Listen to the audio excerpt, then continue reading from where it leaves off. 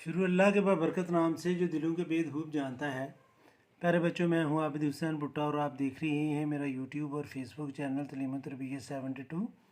इस वीडियो में मैं एक्सरसाइज 10B का क्वेश्चन नंबर 12 सॉल्व करूंगा जो न्यू सिलेबस मैथमेटिक्स D3 में है और सेम क्वेश्चन अब सैक स्टूडेंट्स क्लास 8 की मैथ की बुक में भी शामिल है।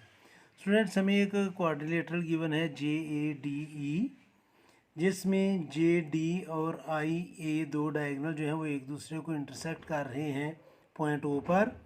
किस तरह इंटरसेक्ट कर रहे हैं कि OA जो है वो इक्वल है OJ के और OE जो है वो इक्वल है OD के। तो हमने प्रूफ ये करना है कि AJD ये वाली ट्रायंगल जो है वो JAE इस ट्रायंगल के कैसे इक्वल है या क्यों इक्वल है या क्यों कॉन्ग्रुएंट है, ये हमने प्रूफ करना है।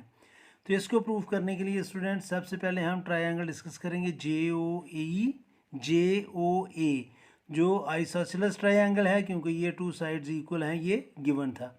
और अगर ये आइसोसेलेस ट्रायंगल है स्टूडेंट्स तो इसके बेस एंगल जो है वो इक्वल होंगे। इसको हम ऐसे भी कह सकते हैं कि if two sides of a triangle are equal then their opposite angles are also equal. तो सबसे पहले जो स्टूडेंट्स हमने डिस्कस करना है वो हम डिस्कस करेंगे कि इन ट्रायंगल JAO ये ट्रायंगल हम डिस्कस करने लगे हैं जिसमें OA और OJ इक्वल हैं, ये हमें गिवन है।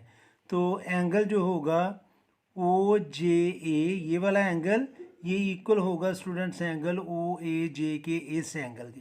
हम इसको एंगल A और एंगल J नहीं कह सकते क्योंकि A पर भी और J पर भी टू एंगल्स बन रहे हैं। तो इसलिए इस एंगल को मेंशन करने के लिए मैं लिखूंगा एंगल OJA और इस एंगल को मेंशन करने के लिए मैं लिखूंगा एंगल OAJ। तो ये दोनों इक्वल हैं। इक्वल क्यों है? क्योंकि इनकी जो अपोजिट साइड्स हैं वो इक्वल हैं, opposite angles of congruent sides, इसलिए ये दोनों स्टूडेंट्स एंगल जो हैं वो इक्वल हैं। अब स्टूडेंट्स गिवन में हमें ये था कि OA जो है वो इक्वल है OJ के और OE जो है वो इक्वल है OD के। तो अगर हम इन दोनों इक्वल साइड्स में ये दोनों इक्वल साइड्स प्लस करें तो EA जो है वो DJ की इक्वल होगा। तो ये मैं इसको ऐसे एक्सप्लेन करूँगा कि OA जो है ये इक्वल है OJ के, गिवन था। और फिर स्टूडेंट्स OE जो है ये जो लाइन है OE वो इक्वल है मेजरमेंट OD के, ये भी हमें गिवन था। तो अगर मैं इन दोनों को प्लस करूं यानी कि मेजरमेंट OA साइड, इसमें मैं ऐड करूं मेजरमेंट OE को, तो ये इक्वल होगा measurement side OJ plus measurement side OD के। और अब अगर आप नोट करें स्टूडेंट्स कि OA में अगर मैं OE ऐड कर दूं, OA में OE ऐड कर दूं तो ये साइड बन जाएगी EA। तो इधर मैं लिखूंगा सो मेजरमेंट साइड EA ये इक्वल होगी स्टूडेंट्स मेजरमेंट साइड JD के, ये दोनों इक्वल होंगे क्योंकि हमने इक्वल साइड में या इक्वल नंबर में इक्वल नंबर ही ऐड किया है। अब स्टूडेंट्स जो चीज़ हम प्रूफ कर चुके हैं दोनों ट्रायंगल्स में कि ये जो एंगल ये है J ये A की इक्वल है और JD जो है वो इक्वल है AE के और ये JA जो है ये दोनों में कॉमन है। तो side angle, side is congruent to side angle, side ये दोनों ट्रायंगल जो है वो कॉन्ग्रुएंट होंगी। तो अब जो हमने कंपेयर करना है स्टूडेंट्स हम वो करने लगे हैं। तो मैं इधर लिखूंगा इन ट्रायंगल AJD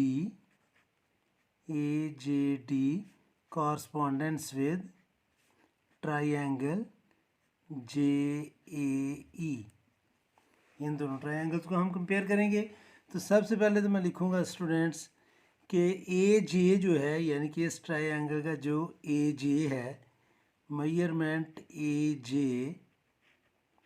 ये इक्वल है स्टूडेंट्स मेजरमेंट JA के। और ये क्यों इक्वल है? क्योंकि ये सेम साइड है, सेम लाइन या सेम साइड हम इसको लिख सकते हैं।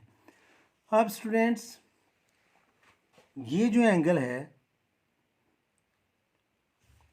ये एंगल इसके इक्वल है, तो मैं इसको लिखूंगा measurement angle A J D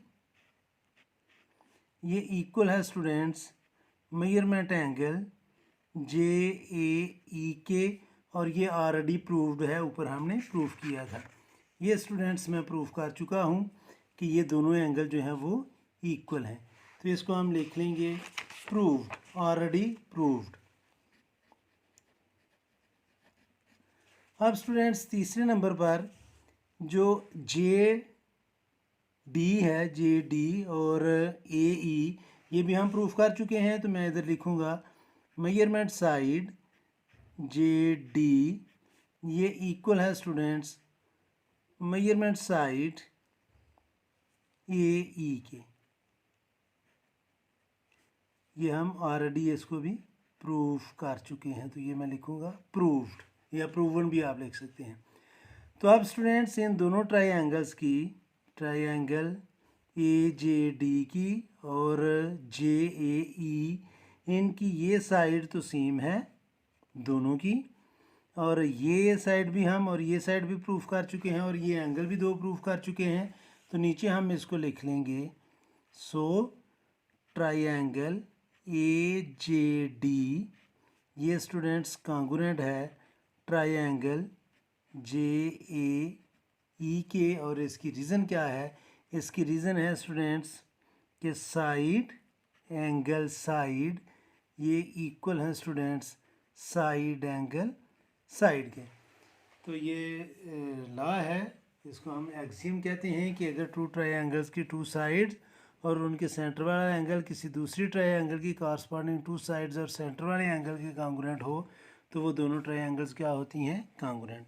तो ये था स्टूडेंट्स लास्ट क्वेश्चन 10B का। उम्मीद है कि आपको इस क्वेश्चन की समझ आ गई होगी। अगर आपको मेरा मेथड ऑफ टीचिंग अच्छा लगा और समझ आई तो मेरी इस वीडियो को आप लाइक भी करें, शेयर भी करें और मेरे चैनल को सब्सक्राइब भी करें ताकि मेरी हौसला अफजाई हो।